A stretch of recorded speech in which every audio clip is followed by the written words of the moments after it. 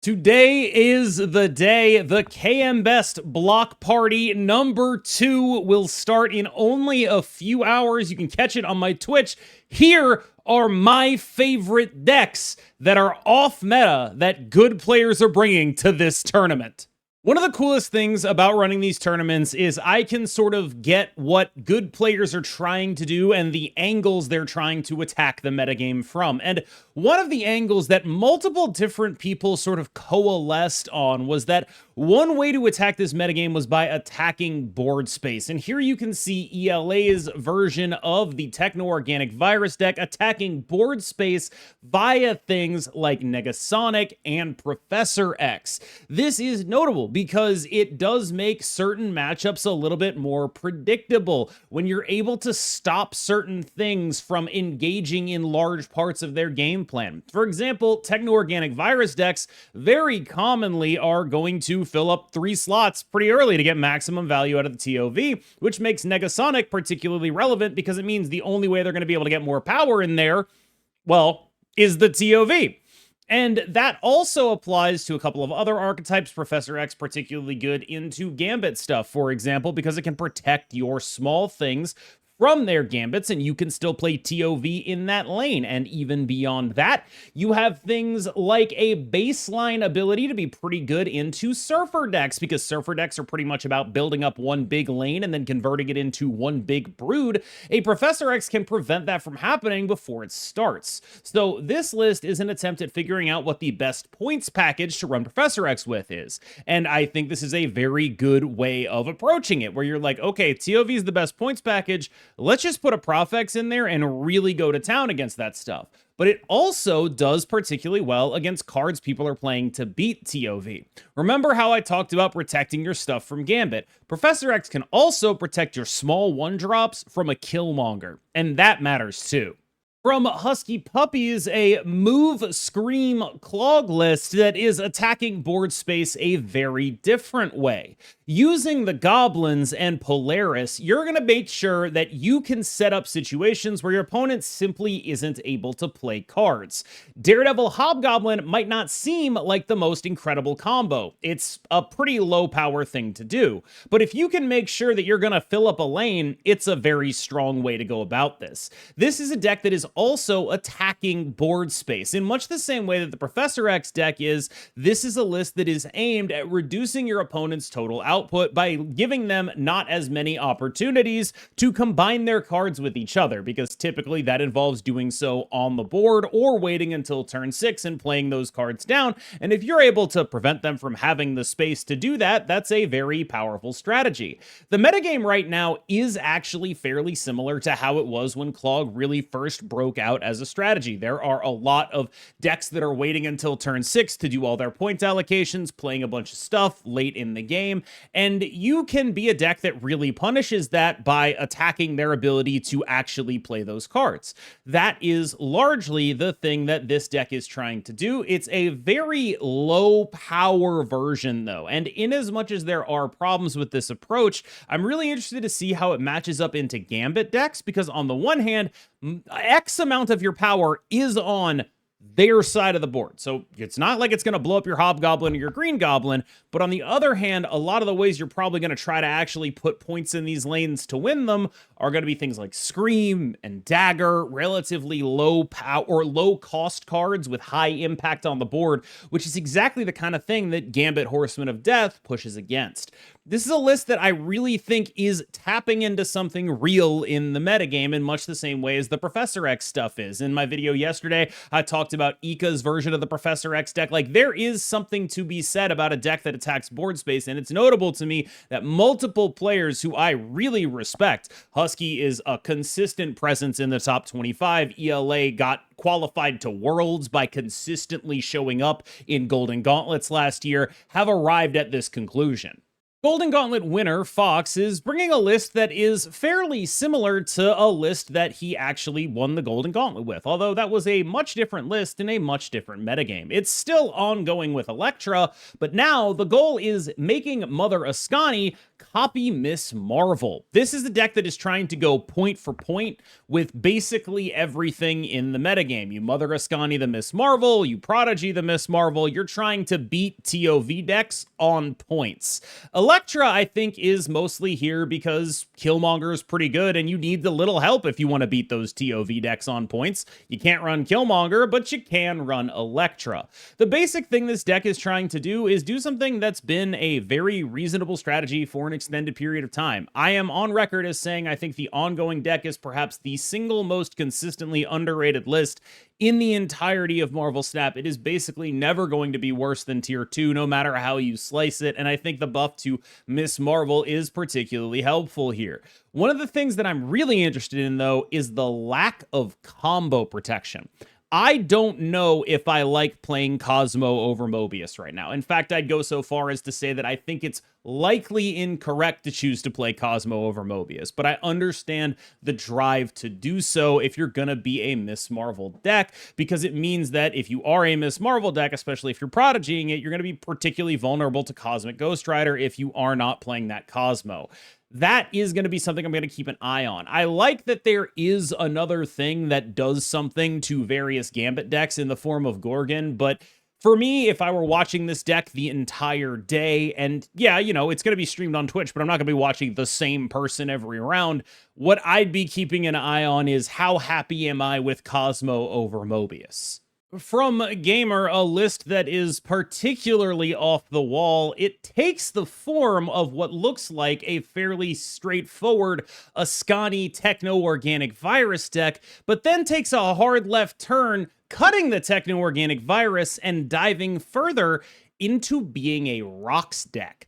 This is, I think, high risk, high reward. It can be the kind of thing that is particularly important to win matchups against other similar tempo-based decks, but the increased vulnerability to Killmonger is the thing I would expect to see at least one of the rounds of this tournament. If you can dodge Killmonger, I think this deck might actually be in a really solid spot, thanks to the output of Sasquatch and, of course, Mother Ascani, alongside Ozymandias, and the incredible ability this deck has to make a lot of ones.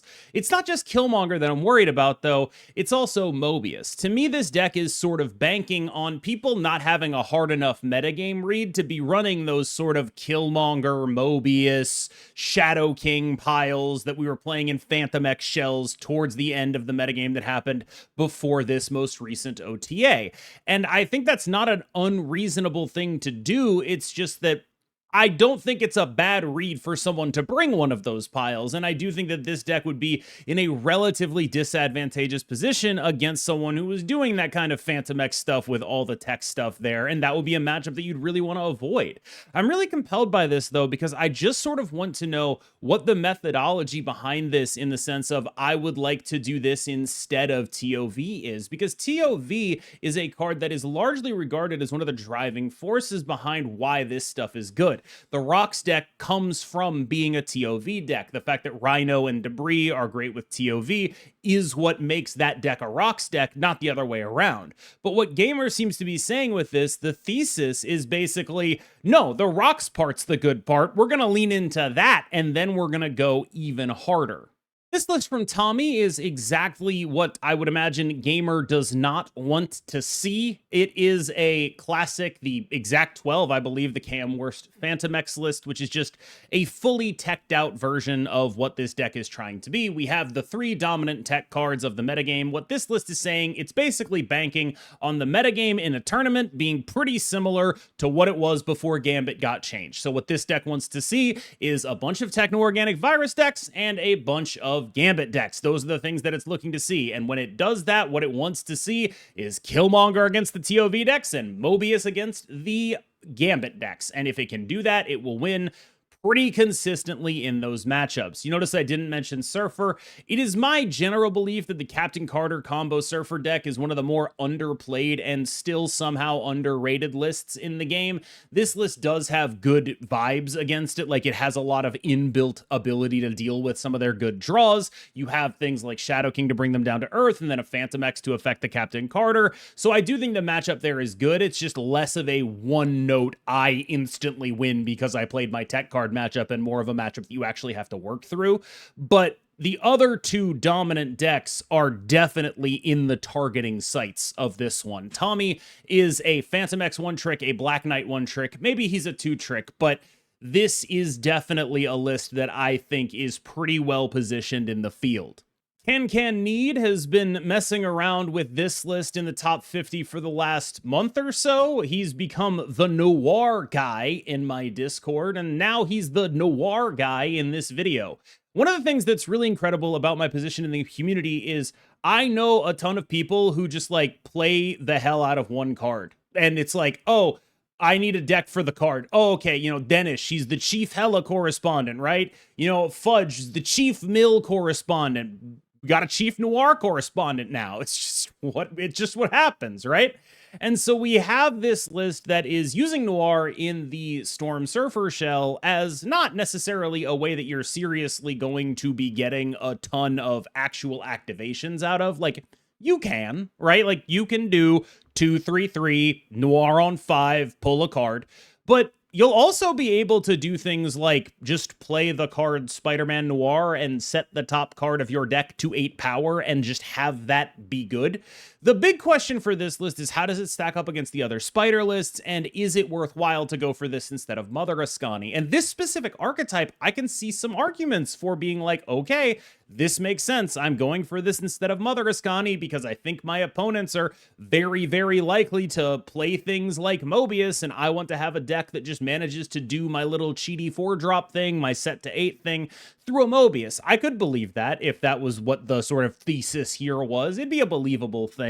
What I'm really interested to see is how this deck stacks up, because I have seen this deck sort of go through different iterations. There have been versions that are just playing the Noir without the Domino in there, like specifically to do it. Managing Domino and Storm does not seem like an easy task. Like, it's definitely the kind of thing where it's like you're playing the Storm on 3, but it's not going to activate till 5 because you're going to be playing a 3 on 4 and then a 4 that is Noir on 5.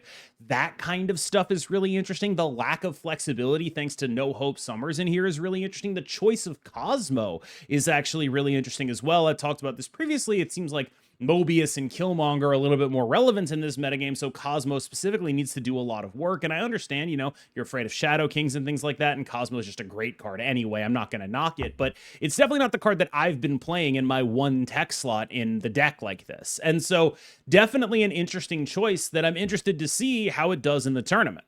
You know, I mentioned Fudge is like the Mill correspondent, but over the last month or so, he's become the Agatha correspondent, and maybe it's been longer than a month, but this is a list that is just all in on being weird. The whole premise of this list is just going to do something stupid, and we don't know what that stupid thing is going to be. We're going to figure out what it's going to be as time passes, whether it be, you know, I'm going to get an Agatha back, and then on the final turn of the game, I'm going to play a leader, or I'm going to strife a leader, and then I'm going to, you know, do something like play a Fin Fang Foom. I genuinely don't know what the range on this deck is. I've watched him play it a couple times. It's basically just doing something weird and ridiculous. And in a metagame that has all these sort of like weird mid-rangey decks, just being a Hella deck feels like a really interesting position to be in against stuff like TOV, against stuff that is generally playing fair. Like, if your opponent isn't Sasquatching you out of the V-Hand Gambit list,